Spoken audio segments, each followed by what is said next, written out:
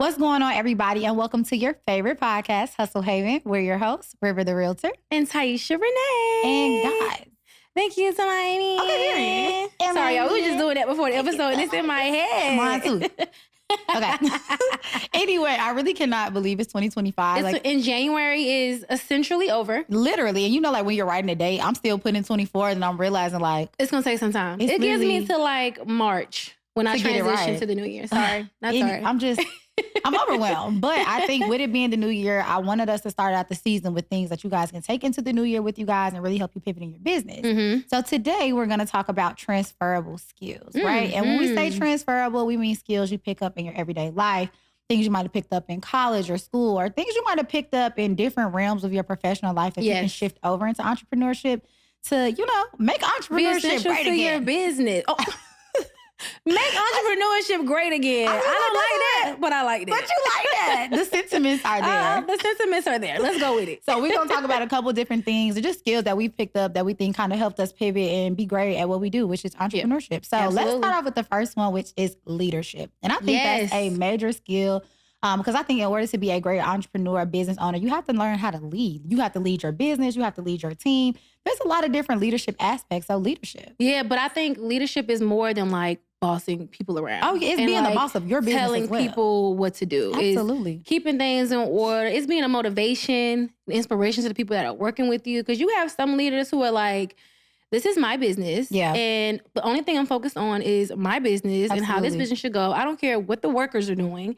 Then you have the leaders who do it the right way. Like, absolutely, this is my business. You're helping me grow my business. I want to help you grow as well. And, you know, there's a difference between a dictatorship and a democracy. Ooh, yes, it is. And I think that's one of those transferable skills as it pertains to leadership that I picked up working in corporate America. Yes. I used to work in like HR, talent acquisition, recruiting. And I had to work with a lot of different people. I had to recruit a lot of different students. And I think because of the moving parts of it, I had to step into a lot of roles. I had to know when to be a leader, but I think as a good leader, I had to also learn how to be a student. And I think now with what I do in real estate, with mentorship, training with my team, it's like, yes, I'm teaching you guys the things that I know, but I'm listening to different trends and tactics that you guys have picked up that I can listen to you guys and then help make the business better. And help make their business better as well. Because your team, they're realtors as well, right? Absolutely. Yeah. So I don't have a team on real estate, but in my 9 to 5, I lead 2 people. So yes, I do delegate tasks on like what needs to be done. But then I also am that leader, like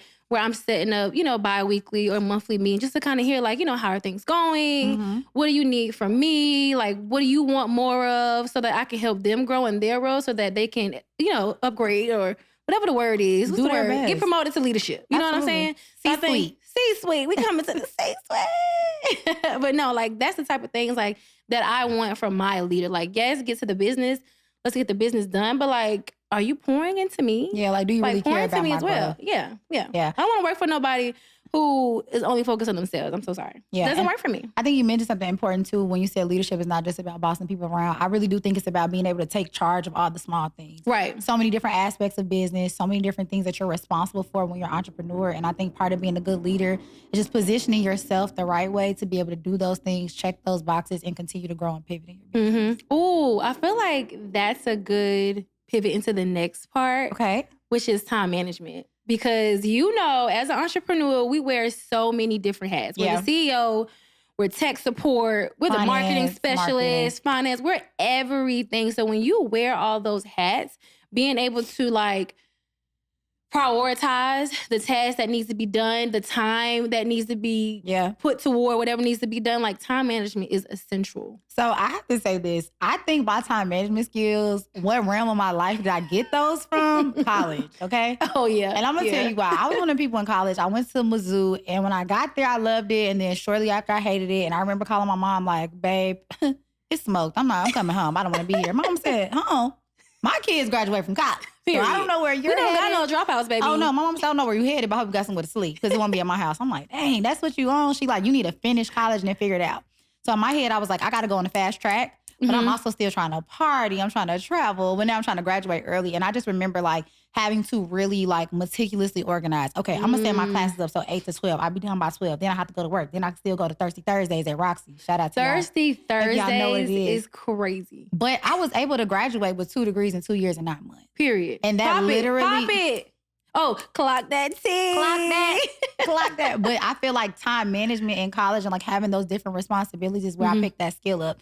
It's so transferable to my business now because in entrepreneurship and real estate, everything is just so on the fly sometimes. Like even if you organize your day, a monkey wrench is thrown in there. And I feel like those skills help me understand how to properly set my day. So 1, I'm not wasting time.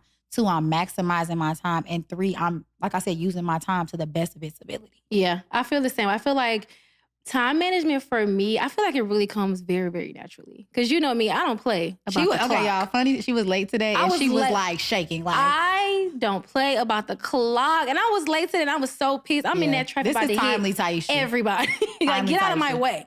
But no, I think it comes naturally. Like, even in high school, I guess from doing so many things, like running track, cheerleader, all the clubs you can be in, you know, getting, you know, whatever, doing whatever. And then college doing the same thing, post-college doing the same. I'm just have always been involved in like everything. I could just not sit down. Yeah. I think it just kind of, it comes naturally, but it doesn't come naturally for everybody. So if it doesn't come naturally to you, then, you know, you have to figure out ways in which you can organize your time and you can figure out like, okay, this task is more essential. I need to get this done by this time. And so that you're not late and all those good things. Yeah. I think you really have to utilize like the time and spaces that you are busiest in your life. Yeah. And think about what you did to like overcome that space. Transfer that into your business. So if you know that you're a person that needs to write everything down, write it all down. Oh, that's me. If you know you're the type of person that's like, okay, I got to put it on my calendar, put it on your calendar. I think the thing about entrepreneur, that's literally me. I think the thing about entrepreneurship is like there's no real guidelines. So you have to remember as the leader of your business, you have to implement things that work for you. And so figure out the best time management strategy for you so that you're always organized, you're always prompt, and that you're not losing time just kind of waiting on something. Exactly. Because there's no like right or wrong ways to do it. It's just whatever way works best for you and you're getting the business done at the end of the day. I love that. Okay, let's pivot. This one is actually my favorite and it's problem solving. Period. I feel like in entrepreneurship in general, it be a problem. It's always a problem. It's always something. I feel like problem solving in entrepreneurship is like, entrepreneurs are like DIYers. Yeah. Like, quite literally. So in real life, I'm not DIY. If something needs to get done, I'm not wrapping my cabinets in bowls. I'm not doing nothing. I'm calling somebody to do it for me. But in entrepreneurship, like you have to be a DIYer. Like you have to see the problem. Especially starting out. Exactly. Especially starting out when you may not have the help or, you know, may not have the mentorship yet that you need. Like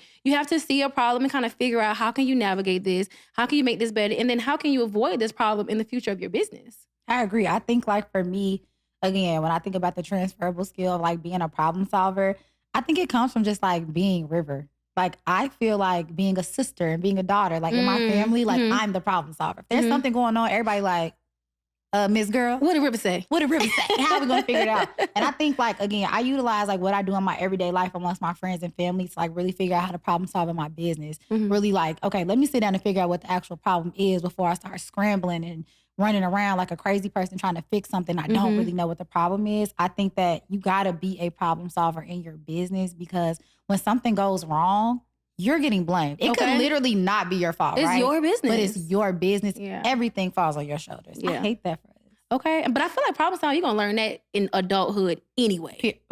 Once you leave your mommy house, the worst hood I've ever been to was adult. I don't know who asked me to come here, but hey, when you're an adult, you have to problem solve. Like if the way you figuring out how to pay them bills, you need to figure out how to make that business do what it needs to be done. I like that though. Yeah. You know what? Okay, I really like that because y'all know if y'all don't pay y'all bills, y'all lights cutting off. Georgia Power don't care. Like, I had a hard time. Yeah. And I think you have to use that same, I don't want to say that scared feeling. Like, to me, getting my lights turned off. You don't want to lose your business. But that's how you got to be about your business. I feel like the same way that I would be scared that they're going to foreclose on my house, I got to have that same level of fear in how I run my business. Right. Like, I have to be fearful that if I don't figure this out, everything that I work hard for is going to be taken away from me. And I know that's a little scary to think, but I think when you have that mentality of understanding, like, okay, if I don't do right, everything I work for goes down the drain. All the money I put into this was it forces you to pick up your head, put your big girl panties on, and run forward. And get your coffee if you need to, baby. Okay, but stop get it at done. Starbucks on the way, but run forward and push forward. Get it done, seriously. Okay, tell me this. In your business, what is like one of the biggest problems you've ever had to account for or just figure out how to overcome? My biggest problem in real estate, I would say for me, the reminders to like always be checking in. Okay. With my clients. Sometimes I can forget. Okay. So my problem, how did I solve it? Calendar reminder, Chime. Now called Lofty. You got to use your systems. use the systems. Yeah, you have to have some systems in place in the back end. That's what keep you on your toes in the front end. That so was like, I'm like, reminder to my client, boy, this house I want to check in on 6 months. I might forget. Yeah. Remind me to text my client in 6 months, call her like, hey, how's the first 6 months? Like, I need those systems to like remind me to check in with my client. Okay, being a little planner. After the sale. I love that. I feel like you stole the words out of my mouth when you said we're systems. The same. Like, so, we're twins. We're twins. No, I think for me, it's like the systems, right? Yeah. I always tell people like, I was doing good in real estate and then good turned into great. And while I was super happy, it was a constant reminder like, oh girl, you weren't prepared for that. Yeah. You got like those everything was moving so fast. And I realized that up until that moment, I had been just doing everything off the like fly. So like, oh, I got a client. I wasn't putting him in no system. It was God. And then now I went from having one client, now I got 10. And I'm like, whoa. What's going on with this one? What is Becky doing? What is Brittany doing? Exactly. But it'd be different when you only work with Becky. It's like, I'm calling her more than she's calling me. And now when you got Becky, Brittany, Chris, Joseph, Ryan. Brenda, Tiesha, Tanya, Felicia. Like, it's going crazy. So for me, it was like having to backtrack and be like, wow, I never implemented systems. I don't really have a structure to my business. Mm-hmm. That was like the biggest problem that I had to account for. I think it came with a lot of lessons, but it helped me to understand without no processes, you have no like no business. Yeah. It's no business structure. You're just going on it on a whim and it doesn't work like that. It don't work like that. If it's growing. I mean, if it's not growing, then find a business. No, I'm weak. Okay, so let's pivot into the next one. And I think the next one is communication. Yeah. I was a communications major, by the way. I was a communications minor. You would have even known that. No, I think communication is big. And I think especially in entrepreneurship, because there's so many different people you have to communicate with. Not just your consumer or your client, but also the people that you leverage in your business, whether it's like a vendor or just like outside support or your staff. Having communication skills is like top tier, because as entrepreneurs, we spend a lot of time communicating our services. What do we do? What can we offer? Whether it's to like different clients, our peers, like we spend a lot of time telling people what our business is. So when you're able to communicate that clearly, and you know, and not only just communicate it clearly, but listen. Communication is also a two-way street. Absolutely. Like it's not just you talking. It's also you listening and seeing what other people have to say and understanding. Absolutely. Like that's essential for sure. I think this is good. I watched this pitch competition. It was like this. I know. Y'all, I don't know why I left it there. I'm a little nerdy sometimes. But it was like people like pitching their different businesses and ideas. And I watch Shark Tank a lot. You always say that's your favorite show. I watch every morning because I'm just like, it just does something for me mentally. I love that. But one thing that they always say is like when people come in and pitch their business ideas, you really only get like 30 seconds to a minute to make a first impression. That elevator pitch. Yeah. And if you cannot tell somebody clearly, concisely, and without a shadow of a doubt what it is you do, it makes you look crazy as a business owner. Backstage. I feel like communication, especially what you said, clear communication about what you do as an entrepreneur, that's the bread and butter of your business. Exactly. Like, and that goes back to the first episode. Why? The why. What's the clear business idea? Like if you don't have that, it's kind of like you just want to be an entrepreneur. Everybody wants to be an entrepreneur. Everybody. Okay? Like what's the why? But I also want to talk about this, and this might be a little bit of y'all know I'm controversial, but I want to talk about versatility in our communication. Oh, yeah. So, again, I went to Mizzou, I went to PWI, but ladies, y'all know me. I'm just a girl from Chicago, okay? I am who I am. And I feel like going to a college or university that was so much different than where I come from, I had to learn how to communicate with people that did not look like me. And it's like, I feel like that is a skill that we all have to understand, because it's like at the end of the day, you're going to be put in rooms and places and spaces where you have to shine, where you have to be able to articulate yourself well. You have to be able to, you know, reach different demographics. And I think that we have to focus on ways to be versatile in how we communicate, because I feel like we'll shut ourselves out of rooms that we're meant to be in because we're not thinking about the bigger picture. Exactly. And I feel like in that regard, when it's like, I guess you can call it code switching. People would say like people have negative feelings about it. It's kind of like, why do I have to change who I am to enter a room? Yeah. But it's not about changing who you are. Yeah. Like there's a time and a place for everything. Absolutely. Tiesha at the club is not Tiesha. Because at the club, we all fan. We all fan. I'm having a ball. Like you're going to be like, who is that girl? Don't worry about it.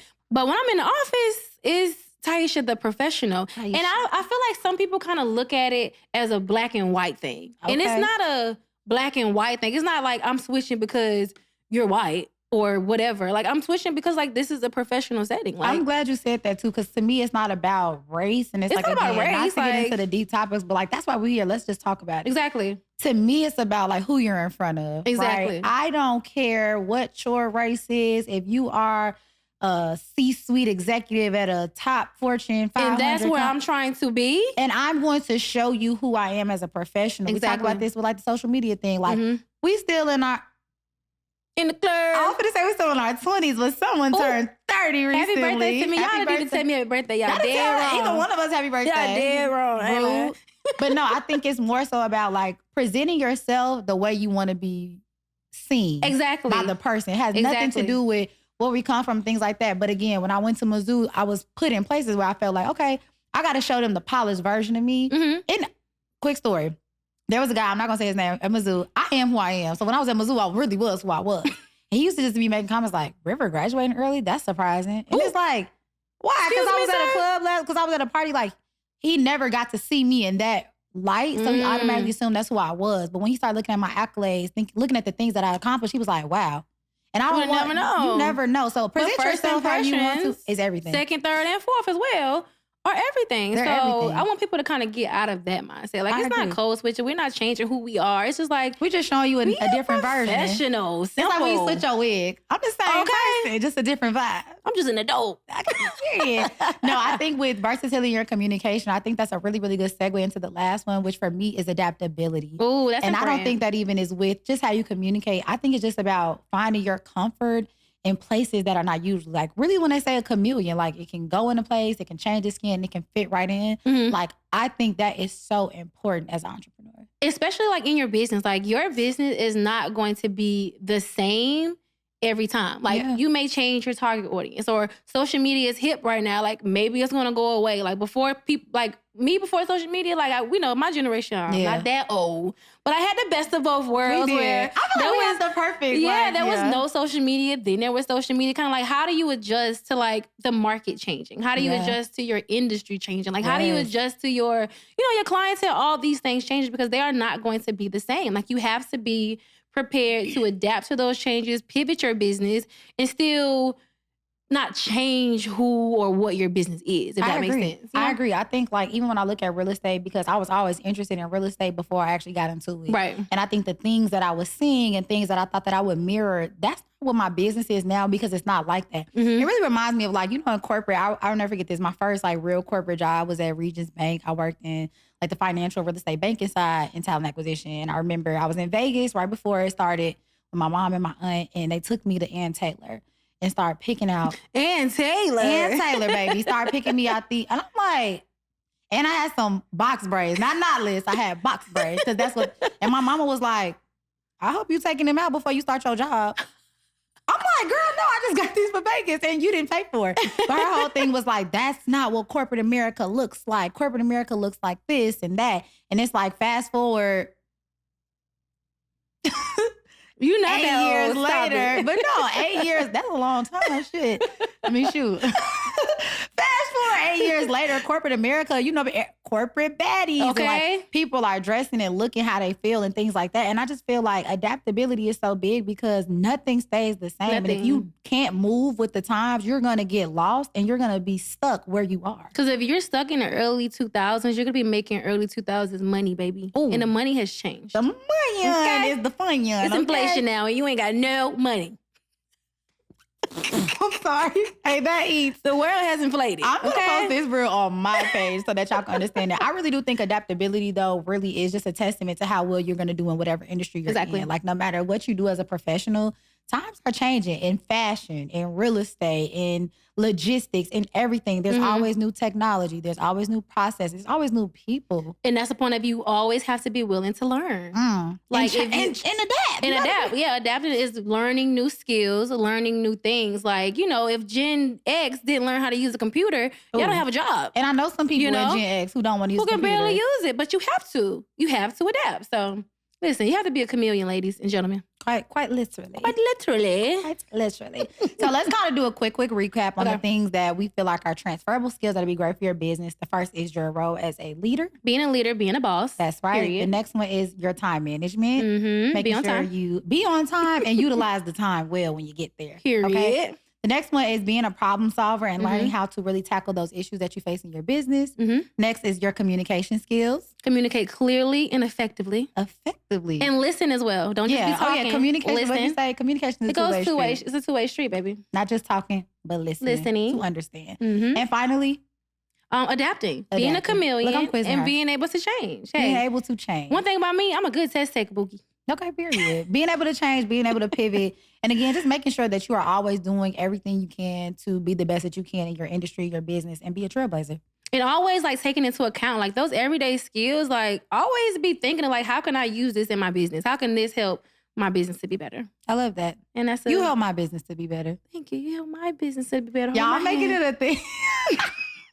Every episode you will hold my hand. I'm making it a thing to say something each episode where Tiesha will be like, hold my hand. So y'all can just see how much this girl loves me. I do. I know. Seriously, I will fight. I love that for me. We in the boxing ring. But as usual, you guys, thank you guys for tuning in to Hustle Haven. If you guys have some skills that you have picked up in your everyday life, your academic life, your professional life, that you feel like are transferable to us as entrepreneurs, drop it in the comments below. Let us know. Let us know what skills we can help us help you and help us to help other people. Period. I also want to say, you guys, the year is 2025. In Hustle Haven, we are looking to grow. So we are looking for sponsors. If you are looking to be a guest on our show and feel like you can bring value, reach out to us. We'd love to send you our media kit. That's right. Got to pay a price, but hey, support you Black want to business. be the boss? No, you got to pay the price. Seriously, Iron really does sharpen iron. So we're excited. Yeah, help us help you. Let's Period. do it. Make we're sure growing. You like, share, comment, subscribe, and send it to your boss friends. Make sure they boss up in 2025 the same way we are. As usual, we love you guys, and we'll see y'all on the next episode of Hustle Haven. Bye. Bye.